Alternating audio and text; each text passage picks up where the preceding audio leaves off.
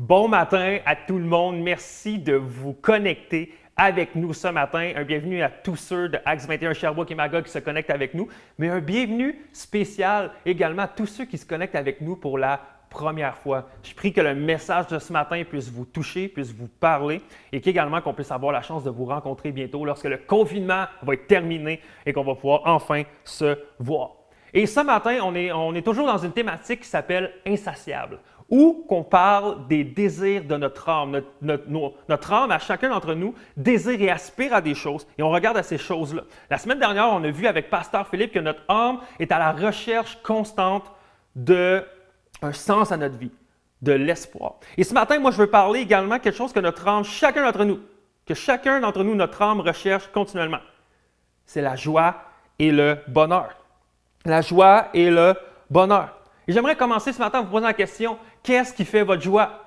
Qu'est-ce qui fait votre bonheur? Et si on pose la question à plein d'hommes et de femmes également, on va avoir des réponses différentes. Par exemple, si on demande à des femmes, où est-ce que vous trouvez le bonheur? Et souvent, on m'entend des femmes, « Ah, moi, le bonheur, qu'est-ce qui me rend heureuse? C'est lorsque je suis juste au souper, à la table avec mon mari et mes enfants, et qu'on met toutes les cellulaires de côté et qu'on vit la vraie passion de la famille. Et là, ça me rend heureuse. » Et demande à un homme qu'est-ce qui le rend heureux, il va dire, moi, qu'est-ce qui me rend heureux? C'est quand ma femme est à la maison, avec les enfants, avec le souper, tout ça, mais que moi, je ne suis pas là, je suis avec mes chums de gars à la cage au sport, ça me rend heureux.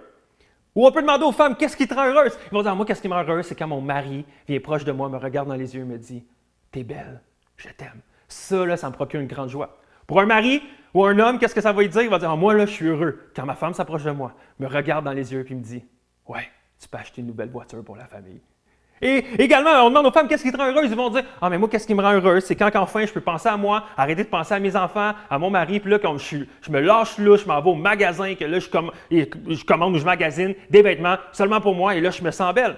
Pour un homme, qu'est-ce qui le rend heureux? C'est quand il va dire, moi, qu'est-ce qui me rend heureux? C'est quand que je me rends compte que Sidney Crosby vient de faire un tour de chapeau et également 2 passes, et que là, ça rajoute des points dans mon pool d'hockey, et là, je viens de gagner des places dans mon pool d'hockey. J'ai battu mes chums de gars. Ça me rend heureux. Je rigole là, ce matin, mais la réalité, c'est qu'il y a plein de choses différentes qui nous rendent heureux ou joyeux. Mais soyons honnêtes, souvent ces choses-là peuvent être éphémères. Ces choses-là peuvent passer. Par exemple, moi, ma journée peut passer de la pire journée de ma vie à la meilleure journée de ma vie juste lorsque je reçois un message, une notification sur mon téléphone cellulaire m'annonçant que ma commande Amazon arrive aujourd'hui. Alors moi, je suis tout excité, je me dis, enfin, je vais finir de travailler, je vais arriver à la maison, ma commande Amazon va être là, je suis trop heureux. Mais également, ma journée peut passer de la pire journée de ma vie de la meilleure journée de ma vie à la pire journée de ma vie lorsque j'arrive chez moi et je me rends compte que finalement, ma commande Amazon n'est pas sur le bord de ma porte et là, ma journée est gâchée. Je vais être marabout pour le restant de la soirée. Mais je veux qu'on se pose la question ce matin. Qu'est-ce qui contrôle notre joie? Notre âme recherche profondément la vraie joie, la joie ultime, la joie complète. Mais où est-ce qu'elle se trouve? Où est-ce que se trouve cette joie-là? Et ce matin, j'aimerais qu'on regarde un livre, qui est la Bible, qui est la parole de Dieu. Et nous, à Acts 21, on croit vraiment que ce message-là nous provient du Dieu qui est encore vivant aujourd'hui. Que ce message-là ne nous raconte pas seulement des commandements ou des lois, mais il nous raconte la plus belle histoire de l'humanité où que Dieu a envoyé son Fils mourir à la croix pour nous pécher, pour ensuite rétablir la relation qu'on a avec lui. Et cette Bible-là, ce livre-là, c'est le meilleur livre qui nous raconte la plus belle histoire. Et j'aimerais qu'on regarde ensemble dans un passage où que l'apôtre Jacques nous parle de la joie. Donc, j'aimerais qu'on lit ce matin dans Jacques 1, versets 2 à 4, qui nous dit « Mes frères et sœurs, considérez comme un sujet de joie complète les diverses épreuves auxquelles vous pouvez être exposés. » Ça commencera fin matin, hein? Sachant que la mise à l'épreuve de votre foi produit la persévérance. Mais il faut que la persévérance accomplisse parfaitement sa tâche afin que vous soyez parfaitement qualifiés, sans défaut et que ne vous manquiez de rien. OK, ça commence vraiment raide ce matin. Bienvenue à Acts 21. Mais on va entrer dans le vif du sujet assez vite et assez rapidement. Il est bon de spécifier ce matin que chacun d'entre nous, on ne va pas vivre les mêmes épreuves dans la vie. Mais chacun d'entre nous, on va vivre des épreuves dans notre vie. Puis il y a différentes sources d'épreuves. Il y a différentes sortes d'épreuves. Et par exemple, il y a des épreuves liées à la pauvreté.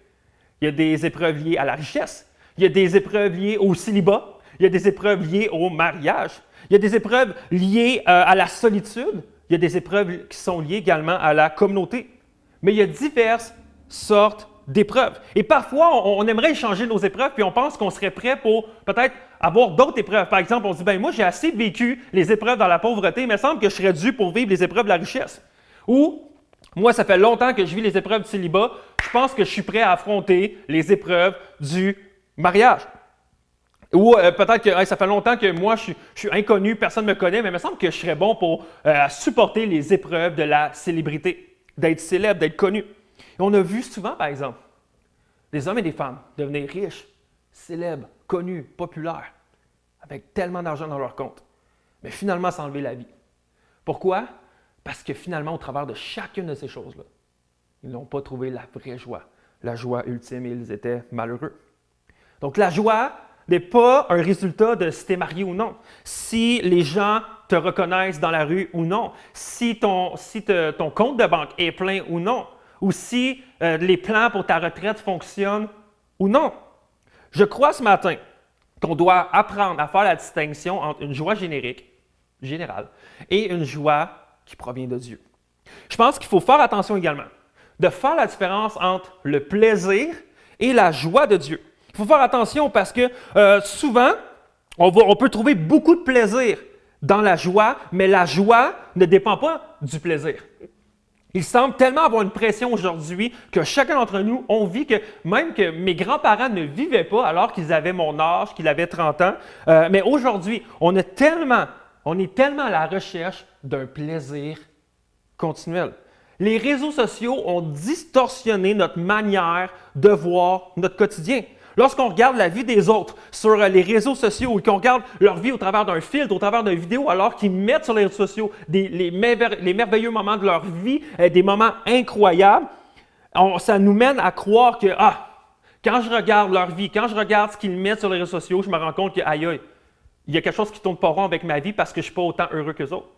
Il y a quelque chose qui ne fonctionne pas bien avec mon travail ou avec mon mari ou avec ma famille parce que je n'ai pas l'air d'avoir autant de joie qu'eux autres semblent en avoir. Je regarde ce qu'eux autres semblent faire, ils ont l'air toujours heureux, mais moi, ma vie n'est pas comme ça. Mais il y a une différence entre le plaisir et la joie. Car la pression d'être toujours en train d'avoir du plaisir est la raison pourquoi souvent, chacun d'entre nous, on peut se sentir misérable. Et présentement, on vit dans une génération où le fait d'être joyeux doit automatiquement être associé à une émotion positive. Être automatiquement associé à comme je dois sentir une émotion. Je ne peux pas dire que je suis joyeux ou joyeuse si je ne vis pas une émotion. Mais il est bon de comprendre ce matin que la joie complète, la vraie joie, peut venir avec une émotion, mais ne commence pas avec une émotion. Et pour comprendre ça, j'aimerais qu'on regarde à Jésus. Jésus qui est mon modèle ultime. Jésus qui est notre modèle ultime à nous, les croyants et les croyantes. Hébreux 12:2 nous dit « Fixant les yeux sur Jésus, le chef et le consommateur de la foi, lequel, à cause de la joie qui était devant lui, a enduré la croix, ayant méprisé la honte et est assis à la droite du trône de Dieu. » Ça nous dit « à cause de la joie qui était devant lui ».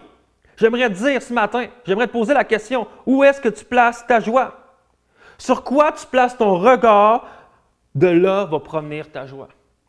Et voici mon premier point pour nous ce matin. La joie est un focus. La joie est un focus. La joie, c'est la manière à laquelle tu regardes les choses de ta vie. Et c'est à cause de ça qu'on voit tellement de gens quitter leur emploi parce que leur emploi ne leur rend pas heureux. On voit des gens quitter leur mariage parce que leur mariage ne les rend pas joyeux ou heureux. On voit des gens quitter leur étude, leur domaine d'études, leur certificat, leur bac, leur maîtrise, leur doctorat, parce que finalement, ça ne rend pas joyeux. On voit des gens même quitter leur famille, leurs enfants, parce que ça ne leur apportait pas la joie qu'ils espéraient avoir. Mais la joie, ce n'est pas une absence de tristesse. Ou la joie n'est pas non plus vraiment la présence du spectaculaire ou du plaisir dans ta vie. Ça nous dit dans Hébreux que Jésus, à cause de la joie qui était devant lui, qui a réussi à endurer les souffrances, la douleur, la peine, vraiment le mépris, la honte que la croix lui a fait subir. Mais Jésus n'a pas trouvé sa joie dans cet événement-là. Il a trouvé sa joie dans la garantie qu'après avoir passé par l'étape de la croix, qui était la pire torture que quelqu'un pouvait vivre à ce moment-là, mais qu'après avoir passé par là, il y avait de joie ultime qu'elle allait être là. Il n'y a pas eu de sentiment de joie et d'émotion positive pendant qu'il était sur la croix, comme si les clous, puis la couronne, puis les coups de fouet ne lui faisaient aucun mal. Non. Il a réussi à passer au travers les pires souffrances parce qu'il y avait un but rattaché à ça et après ces souffrances-là. Et savez-vous qu'il y a une différence entre passer par la souffrance avec un but que de passer par la souffrance sans but? Il y a une différence entre passer par la souffrance avec un espoir après les souffrances que de passer par des souffrances et des épreuves sans avoir d'espoir. Et la semaine passée, Pasteur Philippe a parlé de ça et je veux vous encourager à aller écouter son message si vous ne l'avez pas écouté parce que c'était excellent et ça va nous aider à comprendre également la source de notre joie. Mais pour vous aider à comprendre ce matin, par exemple, moi j'ai un petit neveu, OK, il y a à peu près 9-10 ans, je me souviens bien. Puis souvent on se voit dans des fêtes familiales et tout ça. Puis parfois je peux me promener dans la cuisine ou dans le salon et tout d'un coup, il saute dans mon dos pour pouvoir m'attaquer ou se tirailler avec moi. Mais la réalité c'est que lorsque je ne m'en attends pas, pourtant il n'est pas pesant là. Il doit peser peut-être, je ne sais pas, 75 livres, 80 livres. Là, mais ils sont dans mon dos, mais alors que je ne m'en entends pas, je peux m'écrouler complètement, puis j'ai l'impression que c'est un poids complètement lourd sur mes épaules. Je dis, voyons donc, qu'est-ce que c'est? Puis là, j'ai envie de m'écrouler. Pourtant, je suis quand même en forme, mais à cause que je ne m'en entends pas, je veux m'écrouler. Puis il y a une différence, par exemple, que lorsque je m'en vais au gym, lorsque je vais m'entraîner et que je veux faire des squats comme ça et que je rajoute des poids sur une barre, mais j'ai un but. Je sais qu'alors que je mets des poids, des livres et des centaines de livres, qui est bien plus lourd que mon neveu, mais que je sais que j'ai un but, je m'en attends et je sais qu'est-ce qui va arriver, c'est qu'est-ce qui va arriver par la suite de ces squats-là. Donc, je suis capable de supporter ce poids-là alors que je fais des squats. Lorsque je suis prêt, je ne vais pas m'écrouler. Mais quand je ne suis pas prêt, cela peut me faire écrouler. Mais quand Jésus était sur la croix, il n'était pas surpris par la douleur. Il n'était pas surpris par la souffrance. Il n'était pas surpris par le sang. Il n'était pas surpris par la honte qui était rattachée. Pourquoi? Parce qu'il était prêt et il y avait un sens et un espoir attaché au bout de ça. La joie est un focus avant que ça soit une émotion. Mais trop souvent, on recherche une émotion simplement. Alors que vient l'épreuve, l'apôtre Jacques nous dit, comme nous a dit tantôt qu'on vit des épreuves, on abandonne trop souvent quand les épreuves arrivent parce qu'on se dit, coudonc, il y a quelque chose qui ne marche pas. Il y a quelque chose qui ne marche pas avec les épreuves parce que je n'ai pas de joie et je ne suis pas censé vivre des épreuves. Mais Jacques veut nous faire comprendre. C'est comme une illustration des finances. Lorsque, en finance, on va voir des termes très simples. On va souvent voir en finance qu'il y a une colonne qui s'appelle revenus, puis une colonne qui s'appelle dépenses.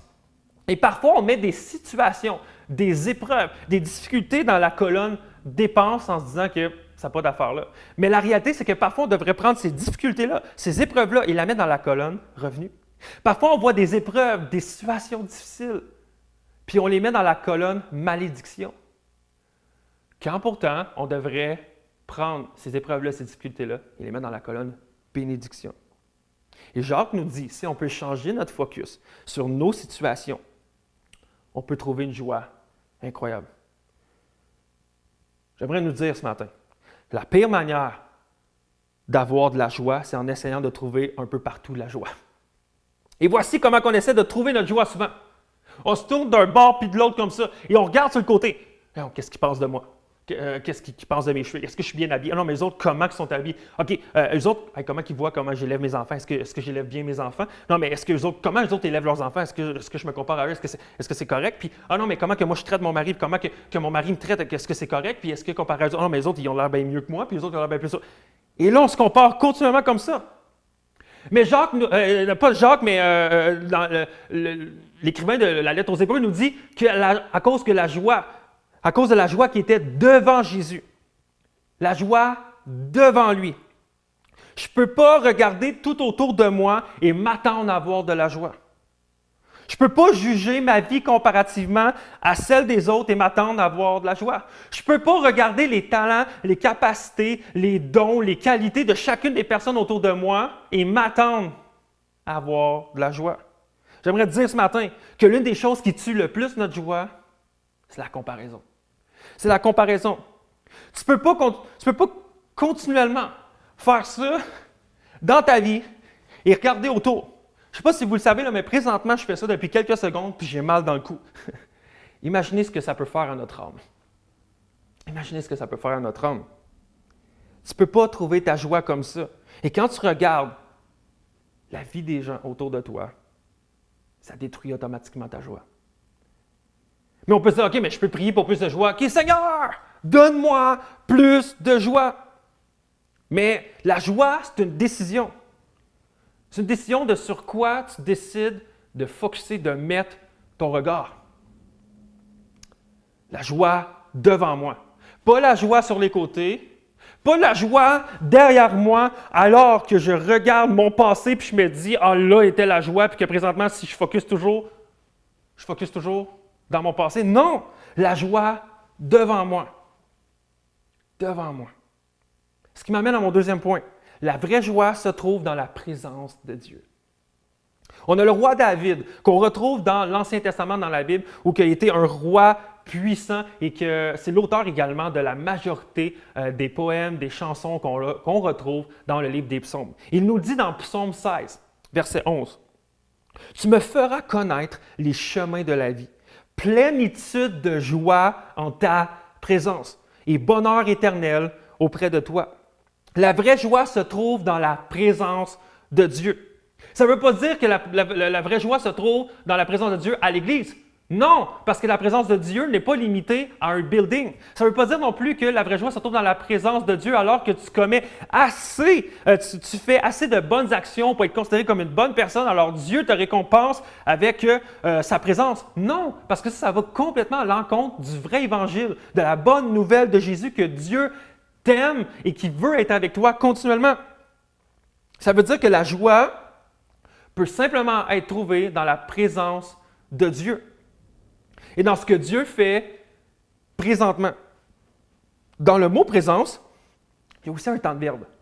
Le présent. La joie ne se retrouve pas dans ce que Dieu a fait dans le passé ou dans ce que Dieu va faire dans le futur. La joie est là présentement. Mais présentement dans ma vie, ce que Dieu fait, là se trouve la joie.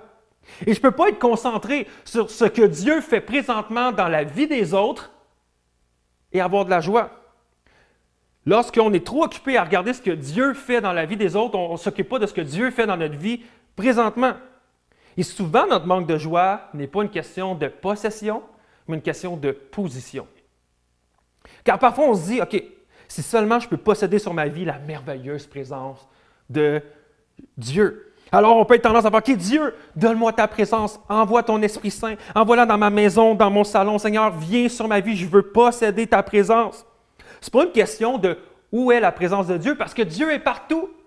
Mais la question est, toi, où es-tu présentement? Es-tu présent dans la présence de Dieu? Vas-tu dans la présence de Dieu, premièrement? Sinon, je t'encourage. Si tu n'y vas pas, je t'encourage à y aller. Je t'encourage à aller dans la présence de Dieu. Et si tu y vas, mais es-tu présent quand tu pries? Es-tu présent quand tu loues? Es-tu présent même dans l'épreuve des fois que tu vis? Je ne sais pas si vous êtes déjà fait dire ça, mais souvent j'entends beaucoup des hommes qui viennent me voir qui me disent souvent ma femme me dit ça. Il dit quoi? Il dit souvent ma femme me dit que je ne suis pas là. Elle dit hey, t'es pas là. Ben oui, je suis là avec toi dans le même salon, dans la même voiture, dans la même cuisine. Non, mais tu es là physiquement, mais tu n'es pas là mentalement. Et c'est un peu le même principe. Parfois, on est là physiquement, mais on n'est pas là mentalement. On n'est pas prêt à connecter avec Dieu.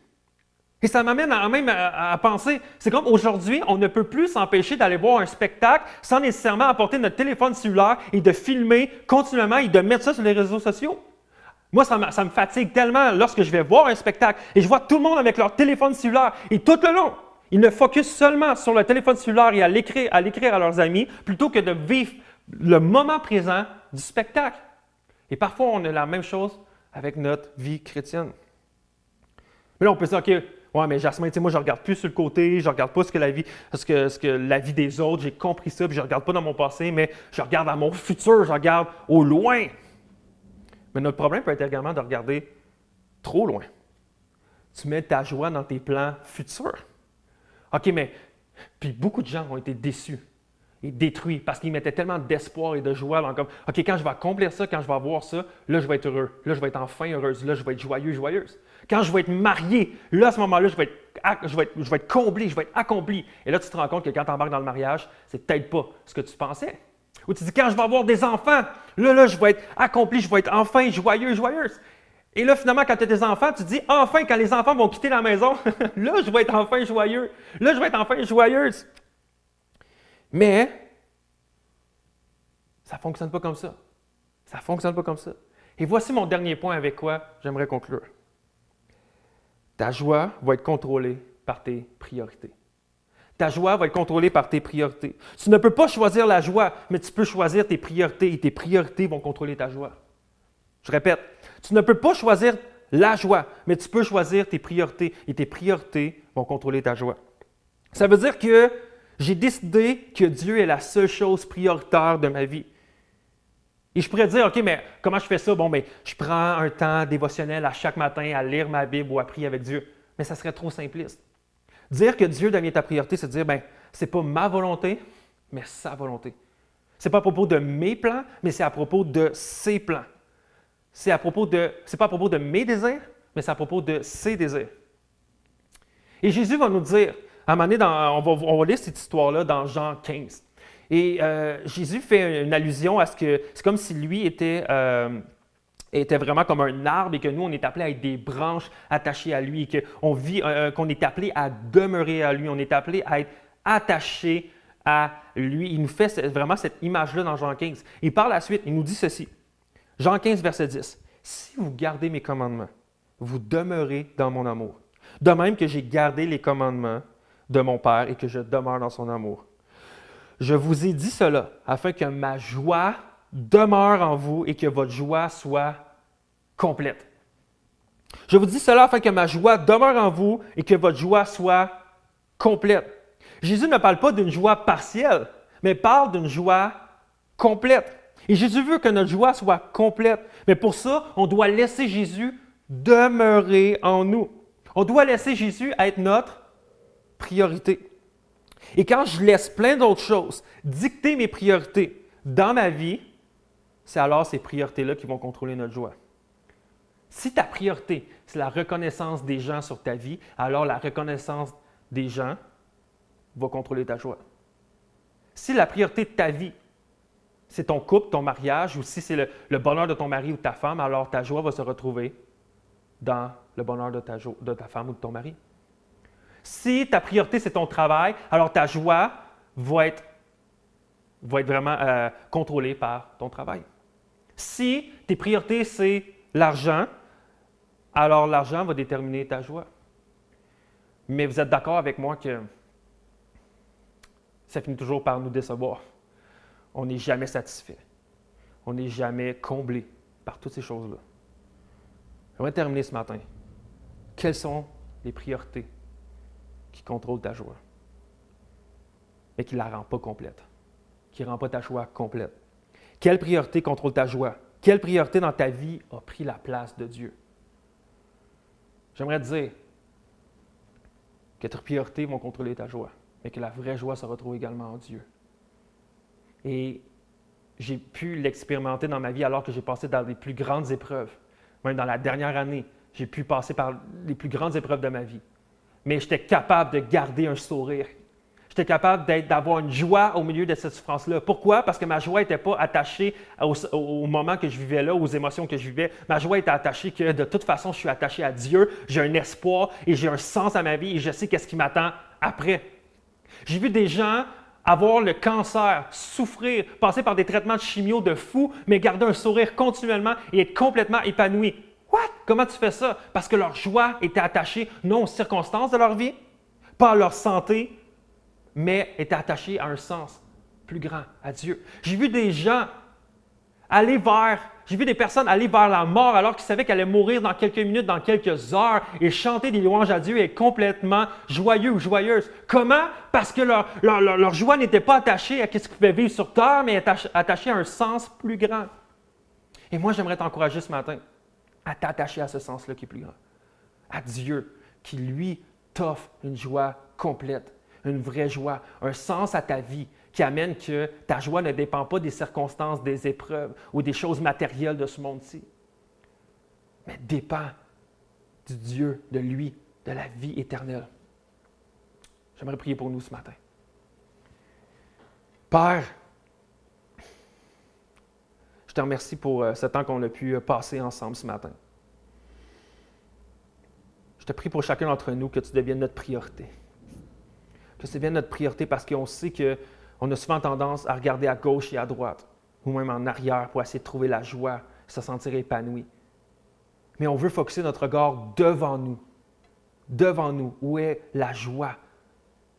Et Seigneur, on sait que c'est toi qui procures la joie ultime. On veut être attaché à ton Fils Jésus, qui va rendre notre joie complète alors qu'on demeure en lui et que lui demeure en nous. Père, je te prie vraiment pour chacun d'entre nous, ceux qui présentement recherchent la joie, qui se sentent détruits, qui ne se sentent pas joyeux, joyeuses, qui n'ont pas de bonheur, qui n'ont pas de sens pour leur vie. Je te prie ce matin que tu puisses te révéler à eux et que tu puisses émaner dans leur cœur un désir de s'approcher de toi. Et à ce moment-là, ils vont découvrir une joie inestimable, une joie incomparable qu'ils n'ont jamais goûté.